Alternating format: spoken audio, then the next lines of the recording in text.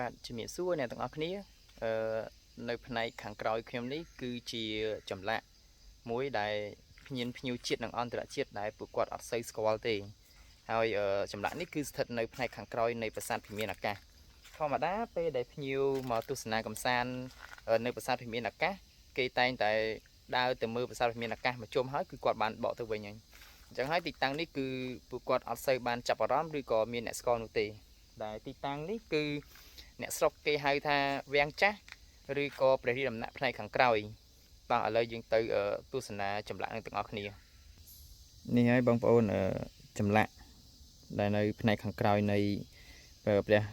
បរមរាជវាំងឬក៏ប្រាសាទភិមានអាកាសយើងឃើញថាគឺឆ្លាក់ជារូបកងទ័ពដែលមានជិះសេះឬក៏ដំរីអីចឹងទៅបងប្អូននេះ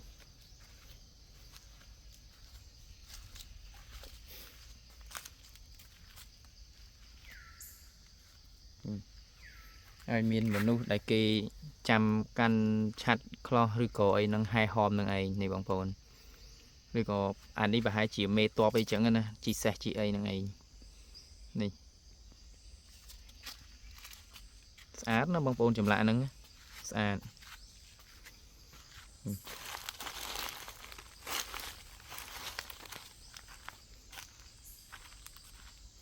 អត់សូវមានភ្ញៀវជាតិនិងអន្តរជាតិស្គាល់ទេបងប្អូន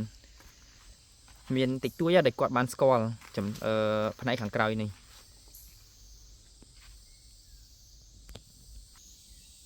នេះបងប្អូនមើលផ្នែកខាងនេះវិញគឺ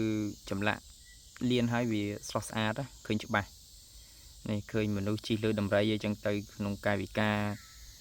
ចោលដំបងឬក៏លំពេងអីចឹងទៅមានមនុស្សជិះសេះជិះដំរីបជាអីចឹងទៅដូចក្បួនទ័ពអីមួយចឹងណាបងប្អូនតោះឥឡូវយើងទៅមើលផ្នែកខាងលើនៃគ្រឹះប្រាសាទនេះទាំងអស់គ្នា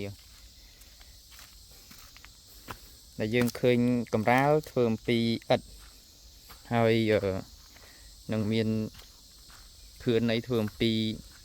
ថ្មបាយក្រៀមលាយជាមួយនឹងថ្មភក់អីចឹងទៅហើយនៅផ្នែកកណ្ដាលនោះគឺគេដាក់មានធូបមានទៀនអីចឹងទៅសម្រាប់ឲ្យធូបបូជាគោរពអីចឹងណាហើយដោយសារតែកត្តាសង្គ្រាមផងនិងកត្តាបោះបង់ចោលក្រុងអង្គររយៈពេលរាប់ឆ្នាំចឹងទៅធ្វើឲ្យវាបាត់បង់ឬក៏ខូចទ្រង់ទ្រាយអីសឹងតែទាំងស្រុងម្ដងតែម្ដងអញ្ចឹងណាហើយនៅផ្នែកខាងមុខនោះគឺមានស្រះមួយបងប្អូនតោះឥឡូវយើងដើរទៅមើលស្រះហ្នឹងតិច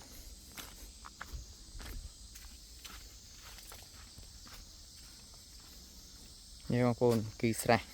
នៅទល់មុខនឹងវាំងចាស់ឬក៏ដំណាក់ផ្នែកខាងក្រៅយ៉ាងឯងមិនតូចទេបងប្អូនធំណាធំ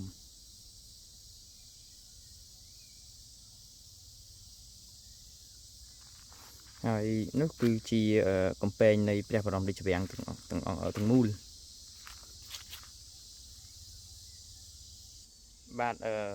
អរគុណសម្រាប់ការទស្សនាវីដេអូនេះបើសិនជាមានកំហុសឆ្គងសូមមេត្តាអធិស្ឋានអភ័យទោសផងអរគុណជម្រាបលា